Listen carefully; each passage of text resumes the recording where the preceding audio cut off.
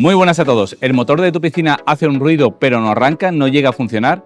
Esa bomba no llega a aspirar agua ni hace nada y hace un ruido intenso como si fuera un intento de arrancar. En este vídeo os vamos a enseñar dos cosas para poder revisar que os puede ayudar a solucionar el problema, y si con esas dos cosas no llega a funcionar, entonces sí que lo tendría que ver un técnico. Así que acompañadnos en todo el vídeo hasta el final y a ver si con esto solucionamos ese problema en el motor de tu piscina. Si una vez que conectáis la bomba hace este ruido y no llega a hacer nada el motor, en este caso lo que puede estar pasando son dos cosas. Primero, que el ventilador del motor esté bloqueado.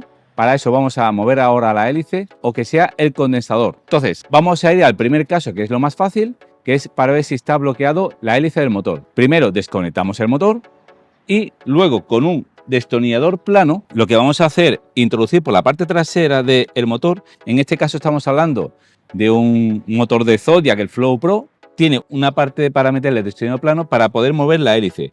Normalmente, si no está totalmente dura, ¿vale?, sin mucho esfuerzo podemos mover las hélices fácilmente sin hacer apenas fuerza. Si está muy duro, excesivamente duro, está bloqueado totalmente, entonces es en la parte del motor, que esa parte sí que la tendría que ver un técnico para poder repararlo, ¿de acuerdo? Que podría ser el rodamiento, seguramente, que se haya quedado totalmente soldado, como se suele decir, y no tenga movimiento el rodamiento y haya que cambiarlo. El segundo paso que tenemos que revisar, si comprobamos que la hélice no está bloqueada y se mueve con cierta facilidad con el destornillador plano cuando se lo pones por la parte trasera, entonces en ese caso habría que revisar el condensador. El condensador es la parte piezoeléctrica del motor que hace que la bomba empiece a funcionar para empezar con la tracción, ¿de acuerdo? Es una parte muy importante para poder hacer el funcionamiento del motor. ¿Dónde está ubicado ese condensador? El condensador está ubicado en la parte de la tapeta donde está normalmente la pegatina, que es donde sale el cableado del motor, y tiene varios tornillos. En este caso tiene 6 tornillos que podemos quitar con este nudo estriado, como veis aquí.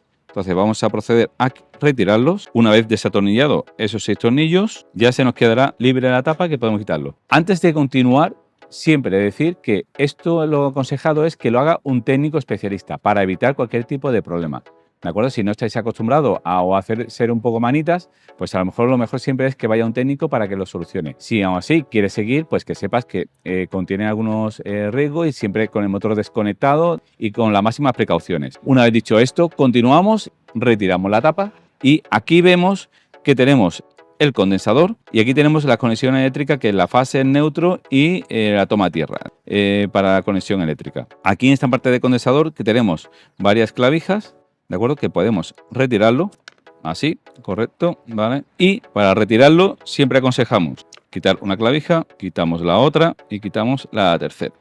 Una vez ya hemos retirado el condensador, aquí vemos el tipo de condensador. En este caso estamos viendo que es un condensador de 12 microfaradios y que va a 50-60 hercios, y las características del condensador. Siempre recomendamos que sea del fabricante. Siempre pedimos los recambios originales del fabricante, porque siempre vamos a evitar cualquier tipo de error.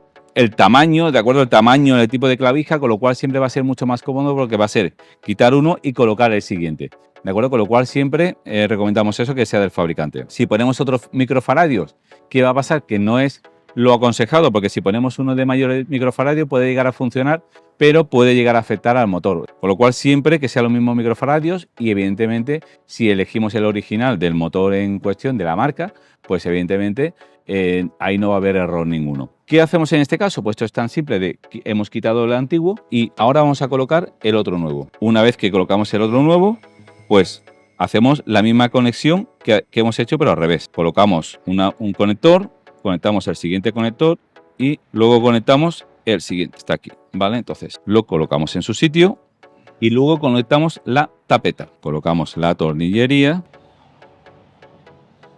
de la tapa, que son 6. Esto vamos a garantizar que sea parcialmente estanca, ¿de acuerdo? Aunque esto, si en una inundación, el fabricante no cubre garantía, porque no está hecho para que se sumerja. Si hay una subida de tensión, el fabricante tampoco se hace cargo, porque depende ya de una subida de tensión. Por eso muchas veces los motores no tienen garantía, porque si una vez que funciona, que se estropee es muy complicado, porque en este caso se ha estropeado por una subida de tensión y en la mayoría de los casos un motor pues se puede estropear porque se queme, que eso es derivado a que ha trabajado en vacío. Y el primer aviso antes de que se queme muchas veces es ese rodamiento que empieza a sonar mucho, ¿de acuerdo? Que es cuando se ha quedado la piscina, que se ha quedado un poco vacía, se queda en seco, como el motor no tiene la refrigeración con el agua, pues se llega a ir el rodamiento, luego se va al prensa, perdemos la estanquidad y otro de los motivos es que se queme. Una vez que ya tenemos el condensador cambiado, vamos a probarlo un segundo y vamos a ver que funciona correctamente. Ok. Y tras esta prueba, ¿vale? Siempre se prueba unos segundos, no se deja mucho tiempo probando. El motivo es porque, claro, está trabajando en seco y se puede ir el rodamiento que tenemos. Pero bueno, un par de segundos no habría ningún tipo de problema. El problema viene cuando se deja demasiado tiempo.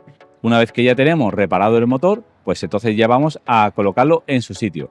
Así que nada, esperemos que esto os haya ayudado para poder comprobar vuestro motor, que vuelva a funcionar y solucione este problema. Y hasta aquí el vídeo de hoy. Y si os ha ayudado, ya sabéis, suscribirse al canal, que nos ayuda mucho para poder seguir creando contenido que nos vais preguntando para poder resolver vuestras dudas.